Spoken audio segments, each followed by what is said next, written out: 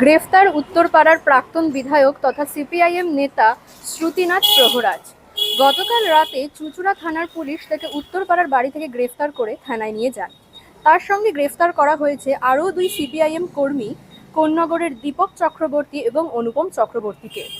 জানা গেছে গত 10ই আগস্ট চুঁচুড়ার ঘড়িমোড় সংলগ্ন অঞ্চলে আইন অমান্যে অশান্তি পাকানোর অভিযোগে তাদের গ্রেফতার করা হয়েছে।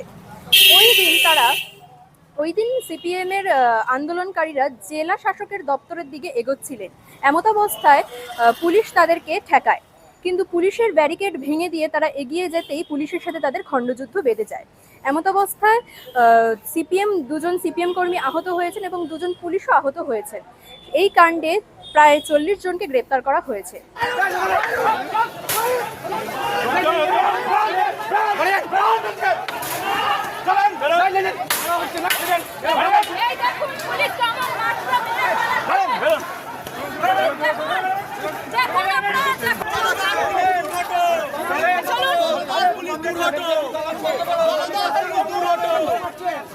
পুলিশ দূর হটো।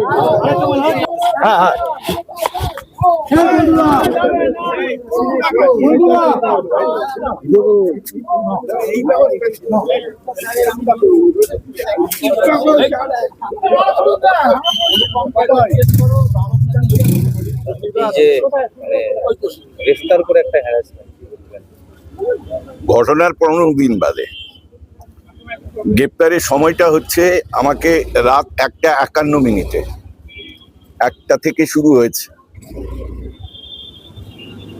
একটাই জিনিস পরিষ্কার, আমার আগে আমাদের পার্টি নেতৃত্ব বলেছেন ওরা ভয় পেয়েছে বলেই ভয় দেখাতে চাইছে, নিজেদের ভয় কাটানোর জন্য।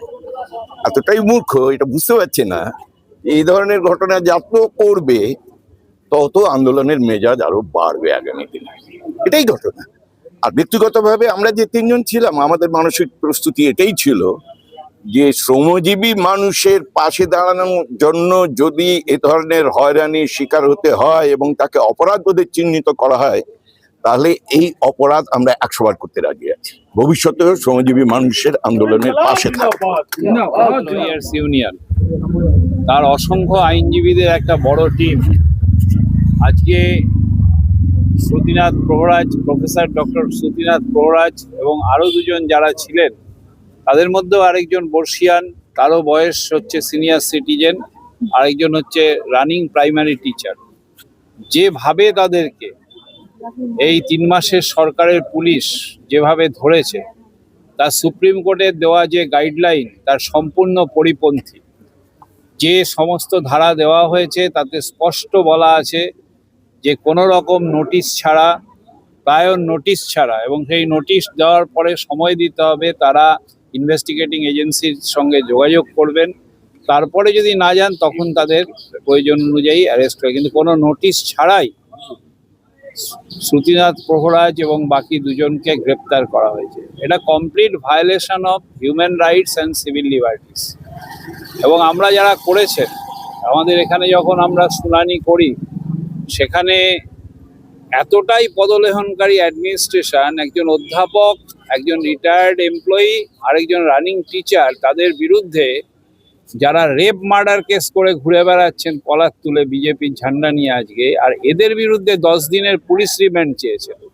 আমরা শুনানি করার পর জজ সাহেব এখানে লিখেছেন, বলেছেন যে এই ধরনের কেসে কাস্টোডিয়াল ইন্টারোগেশনের কোনো প্রয়োজনই নেই, এবং 10 দিনের পুলিশ রিমান্ড সরাসরি নাকচ করে দিয়েছেন, দিয়ে তাদের জামিন দিয়েছেন অত্যন্ত মর্যাদার সঙ্গে। এবং আমরা আইনজীবী সংগঠন অল ইন্ডিয়া লয়ার্স ইউনিয়ন এবং আমাদের অন্যান্য আরো যারা সিস্টার লয়ার অর্গানাইজেশন সারা রাজ্য জুড়ে আমরা কাজ করছি। আমরা একথা স্পষ্ট বলে দিচ্ছি, যে পুলিশ অফিসাররা এখানে এ কাজ করছেন এবং বিভিন্ন জায়গায় করছেন, তাদেরকে ভবিষ্যতে কোনো রকম ছাড়া হবে না, এইটুকু কথা আমরা বলছি। আইন তাদেরকে রেহাই দেবে না। তারা যেভাবে আজকে এই কাজ করেছেন এই ধরনের মানুষদের নিয়ে, আমরা তাদের ছাড়বো না। আইনের রাস্তাতেই তাদেরকে উপযুক্ত শাস্তি বিধান যাতে করা যায় তার জন্য ব্যবস্থা আমরা নেব। দুটো বিষয়ে বলার, প্রত্যক্ষ অভিজ্ঞতা যে তিনজনের হয়েছে, কমরেড অনুপম চক্রবর্তী উনি আছেন, কমরেড সতীনাথ প্রহরাজ আছেন, দীপক চক্রবর্তী। ঘটনাটা তো 10 তারিখ, ওটা দেশ জোড়া আন্দোলন ছিল। শ্রমিক, কৃষক, ক্ষেতমজুর এবং এই পশ্চিমবঙ্গে বাকিরাও তাদেরকে সব সমর্থন করেছিলেন। ফলত আন্দোলন কি দাবিতে ছিল, কি ছিল, আমাদের কৃষক সভার রাজ্যের সম্পাদক কমরেড পরেশ পাল আছেন, উনি বলবেন। এই যে একদম আনলফুল অ্যারেস্ট, যেটা পুলিশ করতে পারে না। 15 বছরের যে দাবিদারি করছিল, সেই দাবিদারি পুলিশ ফিরে শুরু করেছে। কতটা সামলাতে পারবেন পুলিশ, সেটা পুলিশকে নিজেকে ঠিক করতে হবে। সেই বিষয়ে আইনি যা কথাবার্তা আছে, আইনজীবী আমাদের নেতৃত্ব আছেন, আজকে ওনারা ফাইটও করেছেন, ওনারা বলবেন।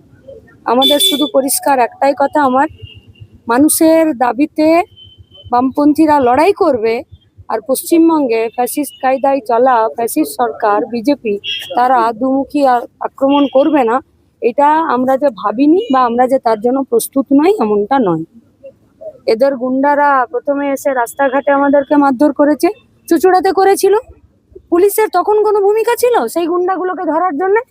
যারা সেদিনকে পেটালো, এসে ওই চেয়ার টেবিল ভাঙলো, মাইক ভাঙলো, একটা পলিটিক্যাল গ্যাদারিং, সেখানে একটা নির্দিষ্ট করে কিছু দাবি মানুষের, যে 8 ঘন্টা কাজ করা যাবে না, রেশন দিতে হবে, কাজ দিতে হবে, মজুরি বাড়াতে হবে, সব মানুষের বাঁচার মতন পরিবেশ করতে হবে, গোটা দেশ জুড়ে বেকারত্বকে এবং জিনিসপত্রের দামকে কমাতে হবে, বেকারত্বকে কমাতে হবে, এই দাবিতেই তো ছিল 10 তারিখ গোটা রাজ্য জুড়ে। কিন্তু চুচুড়াতে যেভাবে বিজেপি এলো, এসে নিয়ে ভাঙচুর করলো, মারলো, পুলিশ যেভাবে লাঠিচার্জ করলো, ওই পুলিশের তো এত তৎপরতা, কালকে রাত 2টোর সময় কমরেড সতীনাথ প্রহরাজকে ধরেছেন, 3:17 অনুপম চক্রবর্তীকে ধরেছেন, দীপক চক্রবর্তীকে ধরেছেন। ওই পুলিশের এত তৎপরতা 10 তারিখ বিকেল বেলায় বিজেপির আক্রমণের বিরুদ্ধে তো ছিল না। তাহলে প্রথমে গুন্ডা দিয়ে পিটছেন, তারপরে যখন দেখছেন যে গুন্ডা দিয়ে এদেরকে দাবানো যাচ্ছে না, তখন রাত্রিবেলায় একদম আনলফুলি অ্যারেস্ট ওয়ারেন্ট বার করে, একদম আনলফুলি অ্যারেস্ট ওয়ারেন্ট বার করে ধরেছেন। আমরা পুলিশকে পরিষ্কার বলছি, 15টা বছর তাবেদারি করে একবার শিক্ষা হয়েছে যে রাজনৈতিক দল আসে যায়, ওরা টিকবে না, ফিরে তাবেদারি শুরু করবেন না। লড়াইটা কিন্তু মানুষের দাবিতে, কোনো রাজনৈতিক দল নিজেদের দলের দাবিতে লড়াই করে না, উচিত নয়, মানুষের দাবিতে লড়াই করে। যারা অ্যারেস্ট হয়েছিলেন তারা আবার ন্যায়সঙ্গতভাবেই বেরিয়ে এসছেন, আবার লড়াইয়ের ময়দানেই থাকবেন। এই ঘটনায় আপনাদের কি মতামত তা অবশ্যই কমেন্টে জানান, এবং এরকম আরো গুরুত্বপূর্ণ আপডেট পেতে নজর রাখুন ডিএনএন বাংলায়। ডিএনএন বাংলা, সবার মনে, সবার ফোনে।